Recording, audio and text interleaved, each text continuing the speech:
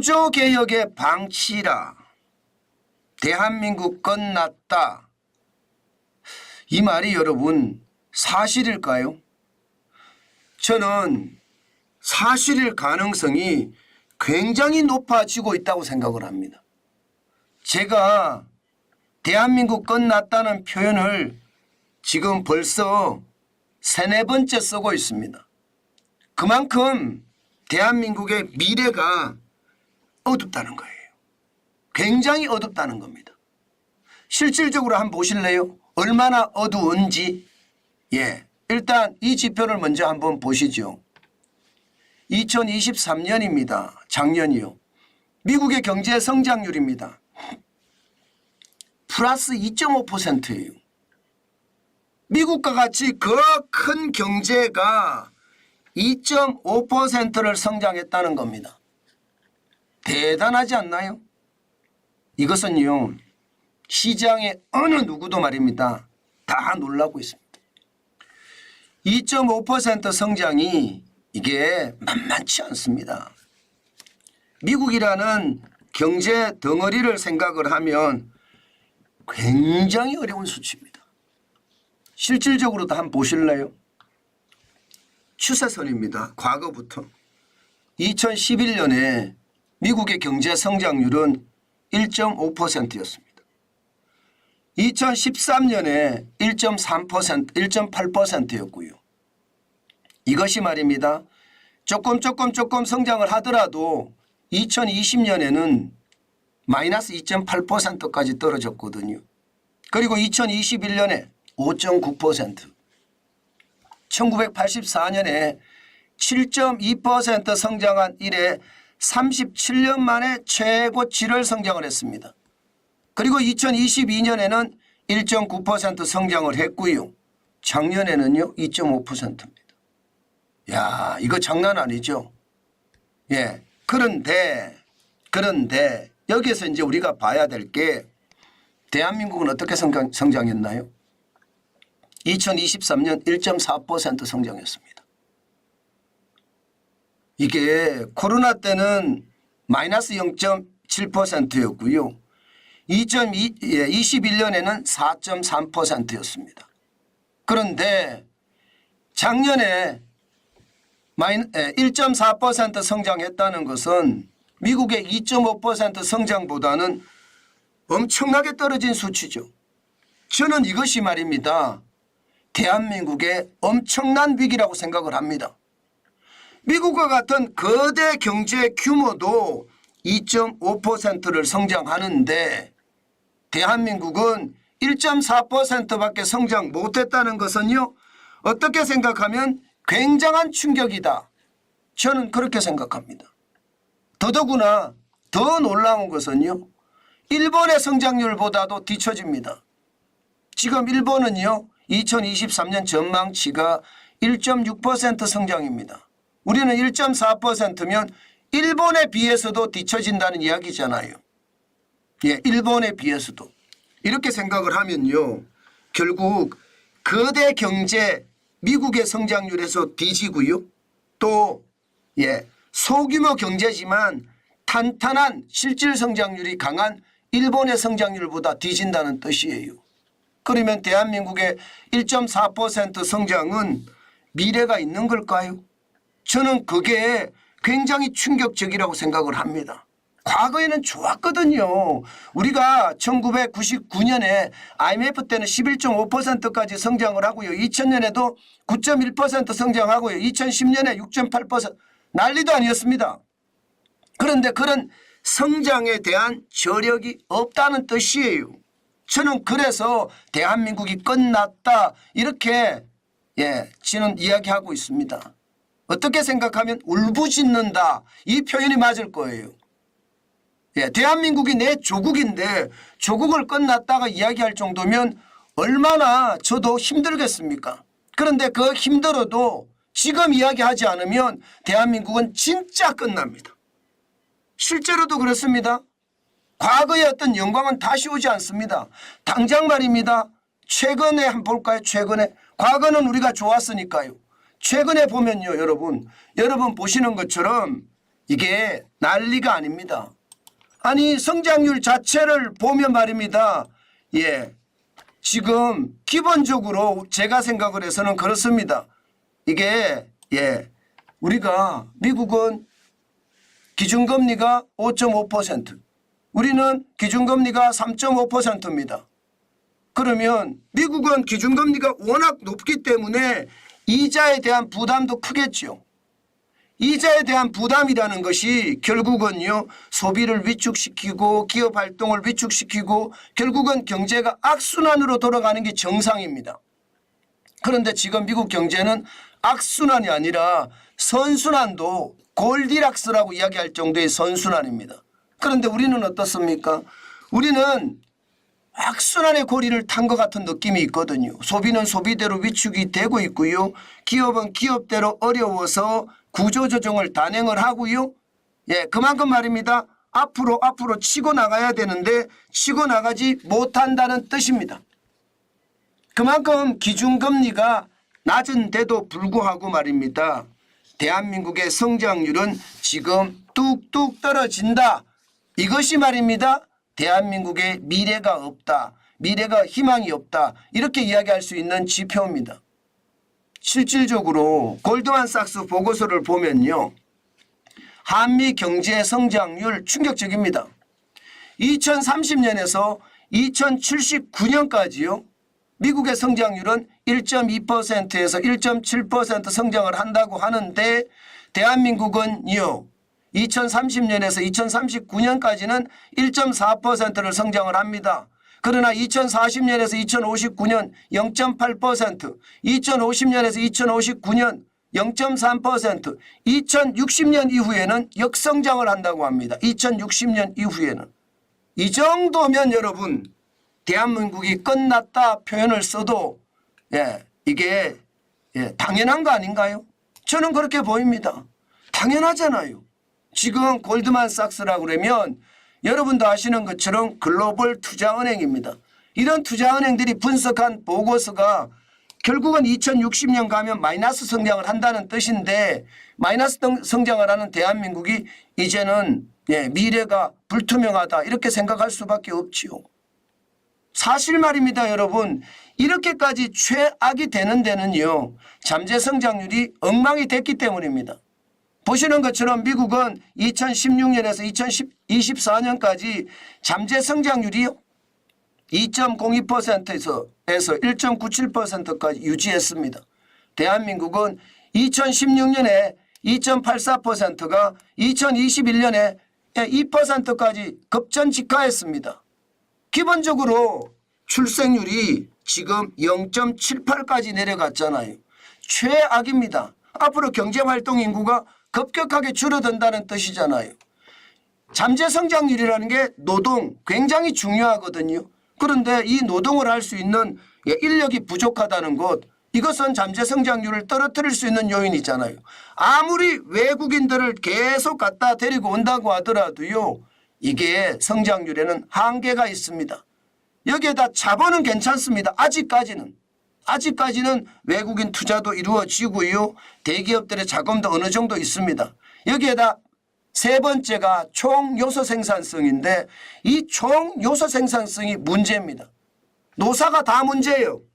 총요소 생산성은 혁신을 해서 생산성을 높이는 것을 말하는데 기본적으로 기업가 정신은 지금 무너지고 있습니다.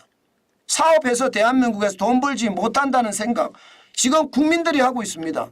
이것은 어떻게 생각하면요.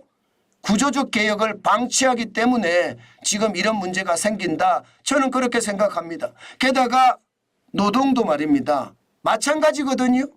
여러분도 알다시피 노동에서 노동 생산성을 올려줘야 돼요. 그런데 노동 생산성을 못 올리면 어떻게 됩니까? 노동 생산성을 못 올리면 그것이 바로 말입니다. 대한민국의 최악재가 됩니다. 결국 총 요소 생산성이 이게 엉망으로 되는 바람에 잠재 성장률이 떨어지고 잠재 성장률이 떨어지면 미래는 없다. 이렇게 생각할 수밖에 없는 겁니다. 그러니까 미래 성장률이 최악으로 가는 거예요. 이런데도 대한민국 있다 이렇게 이야기할 수 있을까요? 저는 예, 윤석열 정부도 마찬가지고요. 그 이전의 정부도 마찬가지라고 생각을 하는데 경제의 구조조정을 방치하기 때문이라고 생각을 해요. 경제의 구조조정, 구조개혁 저는 방치해서는 안 된다고 보거든요. 대표적인 게 노동생산성 한번 보십시오. 지금 미국은요. 시간당 노동생산성이 85달러입니다. 대한민국 46.5달러입니다.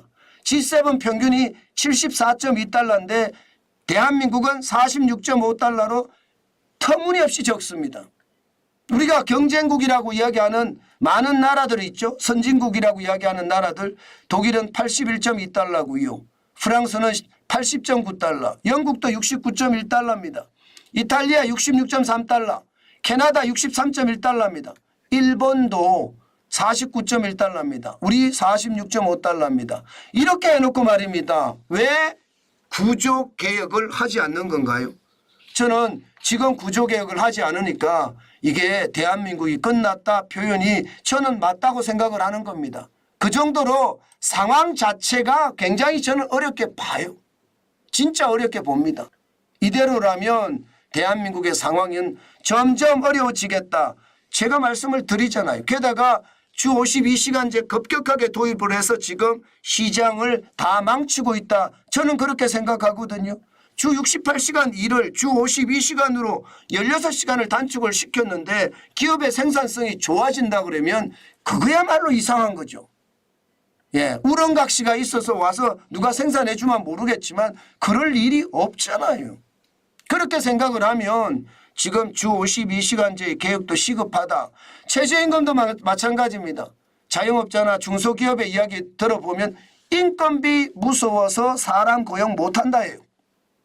저도 마찬가지거든요. 저도 자영업자이긴 한데 인건비 무서워서 사실 사람 고용 못합니다.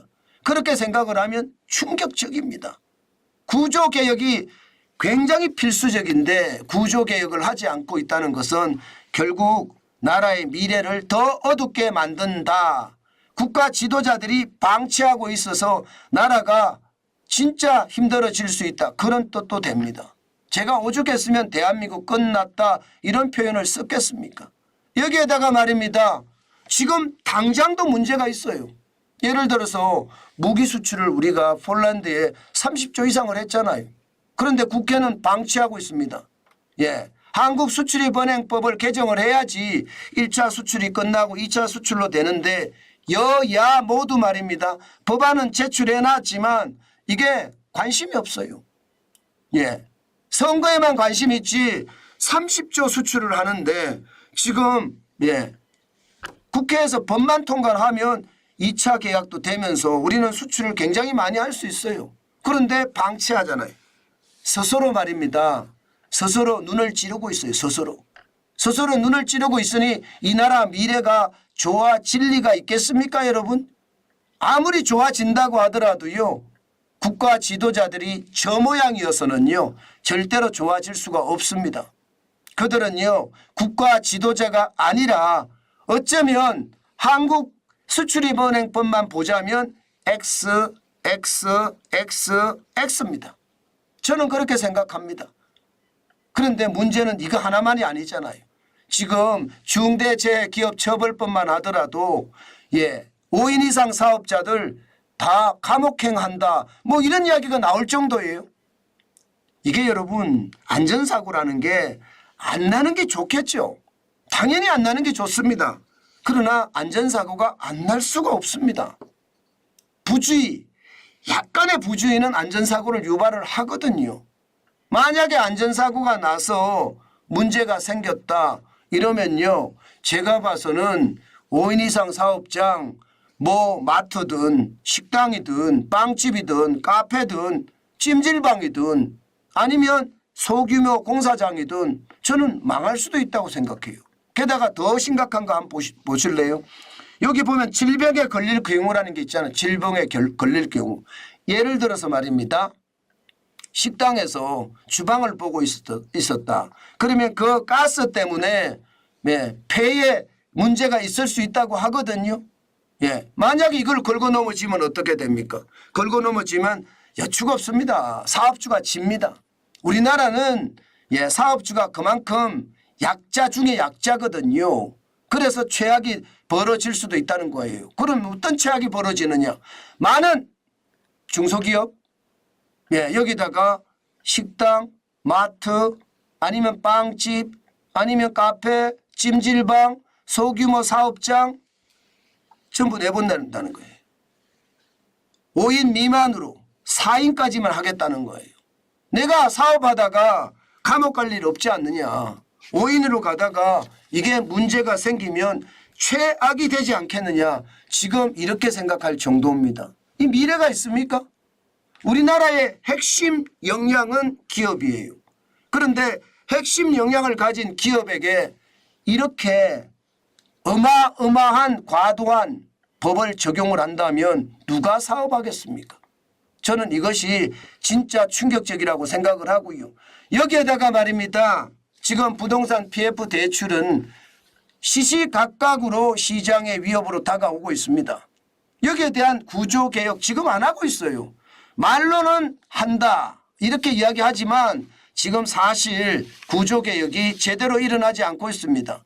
이것은 어떻게 생각하면 이자만 계속 내게 연기해주고 이 많은 돈에 대한 어떤 개혁적인 조치를 취하지 않는다면 더 힘들게 되는 그런 상황이 되지 않을까요? 저는 대한민국 끝났다가 이렇게 생각을 합니다. 어디 이것뿐입니까? 이거 외에도 수많은 대한민국의 미래를 옥죄는 법안들이 천지입니다. 저는 그런 법안들이 대한민국의 미래를 밝게 만들기 위해서라도 저는 개선을 하고 개혁을 해야 된다고 생각을 합니다. 그렇지 않고 지금처럼 방치하잖아요. 그러면 대한민국이 끝났다는 이야기가 저는 허투루 하는 이야기가 아니라 진짜가 되겠다. 그 생각 오늘도 말을 해봅니다. 제가 목이 터지라 외치는 게 그런 거예요. 자유민주주의와 시장경제가 대한민국에서 꽃을 피워야 되는데 지금 그렇지 못하다는 거죠.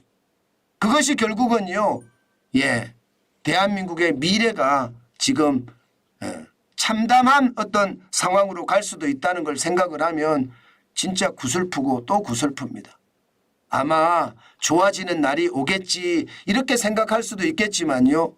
쉽지 않아 보입니다. 그만큼 상황 자체가 너무 어렵다 이런 뜻입니다. 제가 아마 대한민국 끝났다 이 표현에 많은 사람들이 격분을 해서요. 댓글에다가 진짜 많은 욕을 쓰더라고요. 그래도 제가 이것을 계속하는 이유는요.